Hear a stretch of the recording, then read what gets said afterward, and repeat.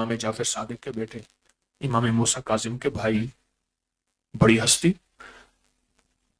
تو بھائی جس کی پیشانی میں جو لکھا ہے اس کو وہی ملے گا.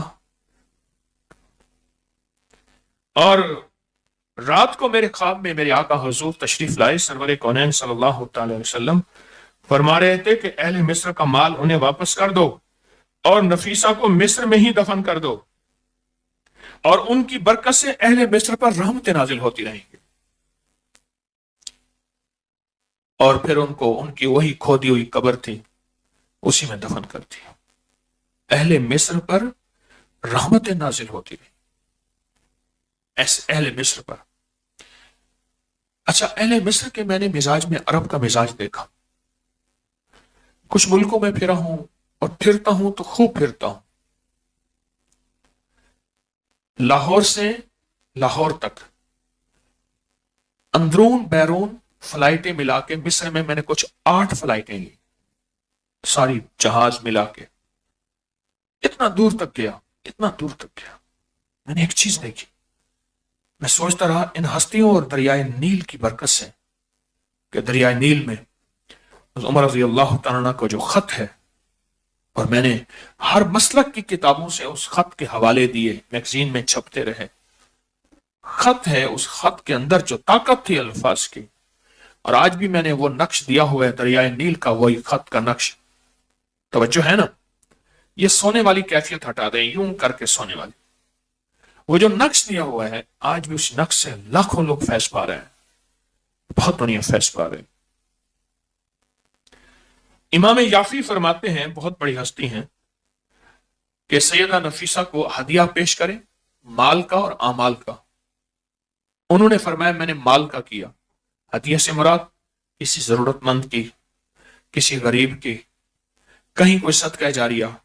اور وہ ہدیہ پھر سیدہ نفیسہ کی بارگاہ میں پیش کرے تو مرادیں بر آتی ہیں، مرادیں بر آتی ہیں، مرادیں بر آتی ہیں. یہ ان کے کمالات ہیں اور یہ ان کی برکت ہے. سیدہ نفیسہ جب مصر کے لیے سفر میں روانہ ہوئی تو راستے میں حضرت ابراہیم علیہ السلام کا مزار فلسطین، وہاں حاضری دی، سورت ابراہیم کی تلاوت کرتی رہی. تو حضرت ابراہیم کی بارگاہ میں عرض کیا، میرے جد امجد میں آپ کی بارگاہ میں آج جسم اور روح کے ساتھ حاضر ہوئی ہوں، جبکہ اس سے پہلے فقط میری روح آپ کی بارگاہ میں حاضر ہوتی تھی، یعنی میں آپ کو ہدیہ بھیجتی تھی. تو روح ہدیہ لے کے جاتی ہے، یہ یاد رکھیے گا. اعمال کا ہدیہ، مال کا ہدیہ، روح لے کے جاتی ہے. اور مجھے حالت بیداری میں اپنی زیارت کرائیں. چند دنوں میں حضرت ابراہیم تشریف لے آئے. ہاں، یہ واقعات ہوئے ہیں، کچھ واقعات میرے مشاہدے میں بھی ہیں. صاحب مزار اپنے وجود کے ساتھ اللہ کے امر سے تشریف لاتے ہیں. اور اے بیٹی نفیسہ، تم بے بشارت دیتا ہوں، آپ نے فرمایا ابراہیم علیہ السلام نے، تم نیک خواتین میں تمہارا شمار ہے اللہ کی بارگاہ میں. اور میں وصیت کرتا ہوں کہ سورت مزمل کثرت سے پڑھا کرو، اور تمہیں عالم برزخ میں بھی اور قیامت کے دن بھی نہیں بھولوں گا. عالم برزخ میں بھی اور قیامت کے دن بھی نہیں بھولوں گا. یہ کیوں فرمایا کہ سورت مزمل کثرت سے پڑھا کرو؟ اس کو ذرا غور سے سنیں. سورت مزمل میں بہت سے راز ہیں، روحانیت کے اور مال و دولت کے اور جنات، جادو، نظر بد، مسائل اور مشکلات کے بہت زیادہ راز ہیں. جو شخص یہ چاہتا ہے نا کہ میں نیک ہو جاؤں، اور کچھ ایسی چیزیں ہیں جو میں چھوڑنا چاہتا ہوں، چھوڑ نہیں پاتا، وہ سورت مزمل پڑھ کے روز ایک بار کسی بھی وقت اپنی روح کو ہدیہ کرے، ورنہ کوئی دوسرا اس کی روح کو ہدیہ کرے. بڑے کیس دیکھے میں نے، بڑے کیس دیکھے. میں تو آپ سے یہ درخواست کروں گا، چند صورتیں ہیں وہ یاد ہوں. صورت جیسے رحمان ہے، صورت یاسین ہے، صورت ملک ہے، اور اسی طرح صورت مزمل تھوڑی سی ہے، اس کو یاد کر لیں. بڑی کام کی چیز ہے، بہت کام کی چیز ہے، اور اس کی بہت برکات، اس کے بہت کمالات ہیں، اس کے بہت کمالات ہیں. میں نے بتایا تھا نا آپ کو، جب سورت کی اس آیت پر پہنچے ان لک فی النہار سبحا طویلا، इसको इतना दोहराएं सैकड़ों हजारों रोजाना, एक पढ़ें सारा दिन, इसको दोहराएं दोहराएं, फिर पढ़ें, पढ़ते रहें, काम भी करते रहें, इसको भी पढ़ते रहें। इन्ना लका फिन नहारे सबहन तवीला, इसका माना यह है कि अल्लाह दिन बड़े लंबे हो गए हैं, दिन बड़े लंबे हो गए हैं, धूप बहुत बड़ी हो गई है, अब तो छांव दे दे। किसकी? रिस्क की, सेहत की, दौलत की, रूहानियत की, इज्जत की, चैन की, सुकून की, राहत की, रहमत की, अब तो कोई सुकून और चैन दे दे। अल्लाह अकबर। और ऐसा हुआ कि मैंने लोगों को देखा, मैं साल साल से बता रहा हूं, जिंदगी का एक बहुत अरसा गुजरा है, 1984 से 2024 तक 40 साल गुजरे हैं मेरी तालिब इल्मी के, आज भी तालिब इल्म हूं, लोगों को बता रहा हूं। इतना मिलता है जिसकी हद नहीं है। हम भी कैसे नादान हैं, हम कहते हैं कि अंग्रेजों को जादू जिन्नात नजर बद वगैरह नहीं होते, हमें होते हैं। कैसी नावाकफियत है हमारी। मैंने अब तक कोई सैकड़ों किताबें अंग्रेजों की जमा की हैं अपनी अपनी की साइट पर।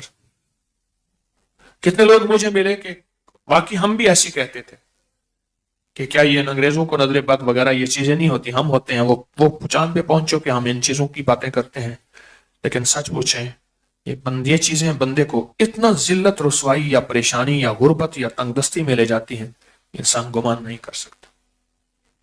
एक साहब मुझसे कहने लगे, मेरा एक बहुत बड़ा बंगला था, बहुत बड़ा मकान था, सिवाय ईंटों के और रेत के उसकी हर चीज मैंने बाहरले मुल्क से मंगवाई थी, और जब वो तैयार हो गया एकदम मेरे ऊपर हालात और क्राइसिस और हालात और गर्दिश और बहरान शुरू हुआ। इतना हुआ मैं बेबस हो गया उसको बेचने के लिए।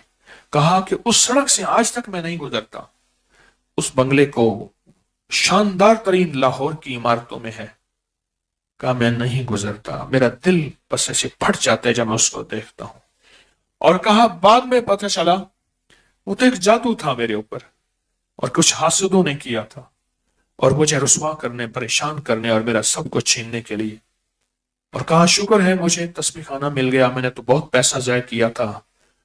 एक मकरूज हो गया, दूसरा जहां जाता था वहां माल और पैसे। सूरत मुज़म्मिल बड़ी तासीर है, अजीब तासीर है इसकी, और रोना का कमाल है।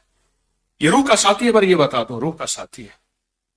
रूह को पाक करने के लिए, जैसे जिस्म को पाक करने के लिए मुख्तलिफ लोशन है, घुले हुए साबुन है, या साबुन है, या मिट्टी है, या हम्माम है, बहुत चीजें हैं इसको रूह को साफ करने के लिए, और रूह को तसल्ली मुतमईन करने के लिए, और रूह को ग़िज़ा देने के लिए, और रूह की तस्कीन के लिए। बहुत ताकतवर अमल है इस सूरत मुज़म्मिल का, बहुत ताकतवर, बहुत हैरत अंगेज अमल है सूरत मुज़म्मिल का।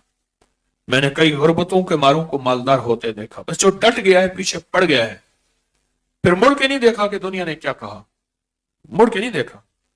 जो पीछे पड़ गया है, मैंने उसको देखा कि अल्लाह ने उसको नवाजा है, और हैरत अंगेज नवाजा है कि ये कहां से आया, कहां से मिला। फिर वो करीम सूरत मुज़म्मिल की बरकत सब जब देने पे आता है, फिर गैबी निज़ाम चलता है, अनोखा निज़ाम चलता है, और गैबी निज़ाम भी ऐसा चलता है कि गुमान, ख्याल, एहसास से बालातर है, ऐसा गैबी निज़ाम चलता है। एक मरतबा दूसरे शहरों से कुछ खवातीन सैयदा की बारगाह में आई और आते ही शुक्रिया अदा किया कि आप हमारे घर तशरीफ लाई थी। एक खातून ने कहा, आपने जो काम मेरे जिम्मे लगाया तो मैंने कर दिया। सैयद नफीसा ने उस बात को सराहा, चंद हिदायत दी, उन्हें रुखसत कर दिया। उनके जाते ही किसी ने आपसे सवाल किया, आप तो काफी अरसे से किसी से मिलने के लिए नहीं गई, ये दूसरे शहर की खवातीन आपके यहाँ आई हैं। फरमाया ये सारी जिन्नात थी, और जिन्नात के कबाइल से ताल्लुक रखती थी, और इन अल्लाह के नेक बंदों का हमारे यहाँ आना जाना है। इन जिन्नात का आना जाना है, अल्लाह के नेक बंदों का आना जाना है, जिन्नात का। आपकी भतीजी फरमाती है जो आपकी खिदमत में थी कि जहां वो नमाज पढ़ती थी वहां करीब एक टोकरी रखी हुई थी, जब भी आप किसी चीज की ख्वाहिश करती वो चीज टोकरी में मिल जाती, और मैंने उसमें ऐसी ऐसी चीजों का मुशाहिदा किया जो मेरे वहम गुमान और ख्याल से बालातर। एक बार मैंने इजहार किया तो फरमाने लगी, ज़ैनब जो अल्लाह पर तवक्कल करता है दुनिया उसकी फर्मा बरदार हो जाती है, दुनिया उसकी फर्मा बरदार हो जाती है, दुनिया उसकी फर्मा बरदार। ایک دفعہ مصر میں قحط پڑا. ان دنوں وہاں کے ایک سخی شخص عفان بن سلیمان نے گھر خریدا جس کی کھدائی کرتے ہوئے گھر میں مدفون خزانہ نکل آیا. عفان نے عہد کیا یہ سارا خزانہ غریبوں کو خرچ کروں گا اور مصر کے شہزادے احمد سے گندم کے 1000 اونٹ خرید کر مسکینوں میں بانٹنا شروع کر دیا. قحط سالی کے بعد کچھ ہی دنوں میں گندم کی قیمت 3 گنا بڑھ گئی تو شہزادہ احمد نے عفان سے کو اپنے محل بلایا, یا تو میرے 1000 اونٹ واپس کر یا پھر گندم کی موجودہ قیمت سے 3 گنا زیادہ دے. عفان نے دونوں شرطیں ماننے سے انکار کر دیا. شہزادہ احمد غصے کے عالم میں مصر کے گورنر ابی عبداللہ الحربی کے پاس پہنچا. وہ انتہائی شفاق اور بہت زیادہ خون ریز انسان تھا. اس نے شہزادی کی بات سن کر عفان بن سلیمان سخی کی تمام جائیداد ضبط کرنے کا حکم دیا. ادھر عفان بن سلیمان اس وقت بزرگ سید علی بن عبداللہ کی خدمت میں بیٹھے سارا ماجرا بیان کیا کہ میں ظلم سے تنگ آ کے اب مصر چھوڑ کے جا رہا ہوں, میری ساری چیز ضبط کر دی ہے, میرے پاس کیا بچا. سید عبداللہ نے خانوادہ نبوت اہل البیت کی عظیم ہستی, انہوں نے عفان کو ساتھ لیا اور سید نفیسہ کی بارگاہ میں پہنچے اور وہاں آ کے ان کے مزار پر کچھ دیر قرآن پاک کی تلاوت کی. وہ ہدیہ دیا اور ہدیہ دے کے پھر ان کے وسیلے سے دعا مانگی اور کچھ پیسے مان لیا کہ میں غریبوں کو یہ ہدیہ دوں گا, یا اللہ عفان کی ساری مشکلیں حل ہو جائیں. اس رات انہوں نے خواب میں سیدہ نفیسہ کو دیکھا جو فرما رہی تھیں دونوں گورنر عبداللہ کے پاس جاؤ, وہ تمہارا مسئلہ حل کر دے گا. حالانکہ اسی نے تو سارا کچھ ہر چیز جو ہے وہ ضبط کی تھی. اگلے دن دونوں حضرات گورنر کے پاس پہنچے. اس نے حیرت انگیز طور پہ ان دونوں کا بہت احترام کیا اور کہا کہ مجھے سیدہ نفیسہ نے خواب میں حکم فرمایا یہ دونوں حضرات آ رہے ہیں, نیکی اور سخاوت کا سلوک کرو اور عفان کی ساری جائیداد واپس کر دو, کیونکہ انہوں نے مجھے ساتھ لیا ہے اب اور میرے ساتھ اللہ ہے. بات ختم. اور میرے ساتھ اللہ, میرے ساتھ کون ہے؟ پھر گورنر نے دعا کے لیے ہاتھ اٹھائے, یا اللہ میں نے جو کچھ کرتا رہا مجھے معاف کر دے. میں نے عفان کی دولت واپس کر دی اور حکومتی خزانے میں مسکینوں پر خرچ کرنا شروع کر دیا. اور کہتا تھا, پھر ساری عمر کہتا تھا کہ سارا مصر مجھ سے خوف کرتا ہے. میں مصر کا گورنر تھا, سارا مصر مجھ سے خوف کھاتا ہے, میں سیدہ نفیسہ سے خوف کھاتا ہوں اور ڈرتا ہوں. خواب میں آئے واپس کر دیا, کیونکہ اب ان کے ساتھ میں ہوں اور میرے ساتھ بچہ روز مار کھا کے آتا تھا, روز مار کھا کے آتا تھا. ایک دفعہ والد گھر میں تھا تو ماں کہنے لگی بیوی کہ آپ ساتھ جائیں ان بچوں کو جا کے سنبھالیں, روز میرے بچے کو مارتے. والد نے کہا چل میں دیکھتا ہوں کون تجھے مارتا ہے. تو پہلے تو بچہ آتا تھا, آنسو بہاتا, ناک ملتا.